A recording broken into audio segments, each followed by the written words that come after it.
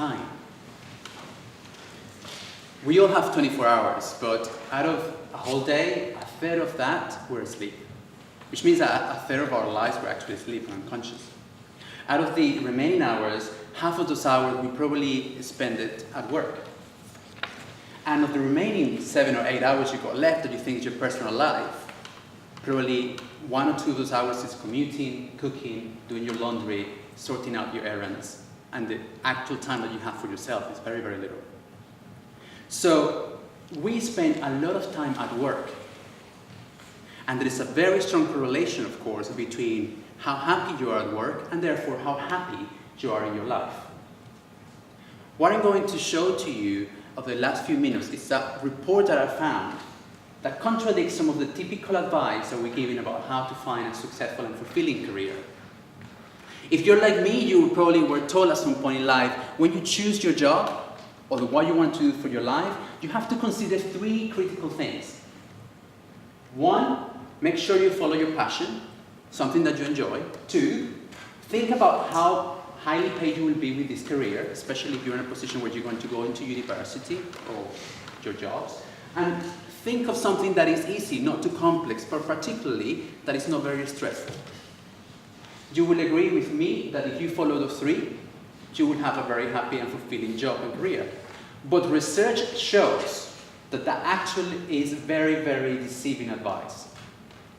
And that the outcome of following these 3 pieces of advice can be detrimental in your fulfillment and happiness. The report I'm going to show you will demonstrate how all of these 3 elements are actually not necessarily true. Start with the beginning. So in Stanford, the Department of Positive Psychology found out that people were following the advice of following your passion were actually highly fulfilling their careers a few years later. But what's interesting is that they also undertook some further research and they realized that the following the passion advice is something that only have come up over the last 20 years in our generation. This is a search that I did on Google Ngram to understand how many times that phrase have actually come up in books, articles, or comments over the time. But what's interesting is when you actually look at certain people in life and you follow the same hypothesis, you will understand that Steve Jobs, for example, his passion was actually Zen Buddhism. If you know Steve Jobs' life, you know that he spent a lot of time in India and he only set up a technology company in order to be able to have some money to fulfill his passion. Condoleezza Rice herself was a talented pianist, but again, somebody who actually didn't follow her passion. And interestingly, they had very fulfilling careers. Now, you will think that money is everything, but money isn't everything. A few years back, Cunningham and Deaton did an industry research with 450,000 people. 450,000 people took part of the survey, and they were asked the question, how happy and fulfilled they were with their life, depending on how much income they had. On the right, you can see the level of satisfaction and fulfillment from 1 to 10.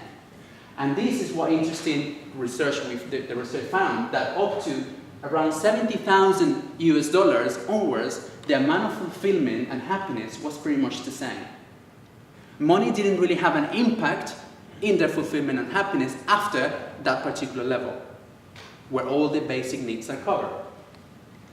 Further research by other people confirmed the same at the different points, and it was established scientifically that there is a level of happiness of up to $75,000.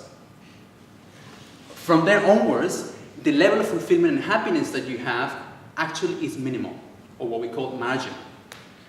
There is a very famous quote by Arnold Schwarzenegger that says, money doesn't make you happy. You say, I now have 50 million, but I'm just as happy as when I was 48. It's a bit of a joke because, of course, we're talking about huge figures. But if you ask this question to the same people that are earning 100, 120, probably the answer is very similar. Now, to the third point, stress is actually good. An organization called 80,000 Hours, based in Oxford, did a research around this piece, and actually they found that although doctors and psychologists tell you that you should aim for no stress in your life, the evidence of the research actually found that the stress is actually positive to a certain degree. that if you seek a job that has no stress, you will potentially be actually bored.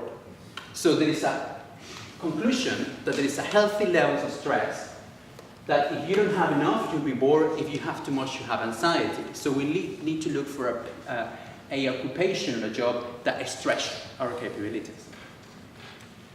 So instead of seeking avoiding stress, we should actually find an environment that is supportive so that we can develop. So, CareerCast, an organization in the US, did a research. So what's the best job in the world following that criteria? And the answer is actuary. But when we asked them how fulfilled they were, it turns out that only 36% of them were actually very fulfilled. So, where does this leave us? I'm going to share with you something that I came up with as a result of this research. There are 9 elements to choose a more successful career. 1, choose something that of course you love doing, your passion, something that you enjoy doing. But you have to be good at it. Just being that you enjoy it is not good enough. Of course, it's something you have to give you money. But those are the 3 basics. And now we're building the diamond. Something that gives you recognition. We all wired to feel that we have been recognized, to be told, well done. If you don't feel recognized at work, you probably will fulfill also. An opportunity where you can develop and learn something new. A task that is engaging, that gives you variety, and it gives you independence, so the authority to actually decide how you run that task. Do you have somebody that inspires you at work? That your boss inspires you? That the vision of the company inspires you? What you do every day, does it inspire you? Do you feel that you belong? Do you connect with colleagues? Do you have 1 or 2 friends at work? Does it feel comfortable to come to work and to actually live there with them for a little while? And more importantly, do you feel that you make a difference? Does it contribute to somebody or a particular cause? If you take all of those and put them in a chart and measure from 1 to 10, that gives you an interesting indication of where your level of fulfillment in your career is. So, to conclude, this particular tool can help you identify where you can improve so that you can become a little bit happier and make a good decision in your career.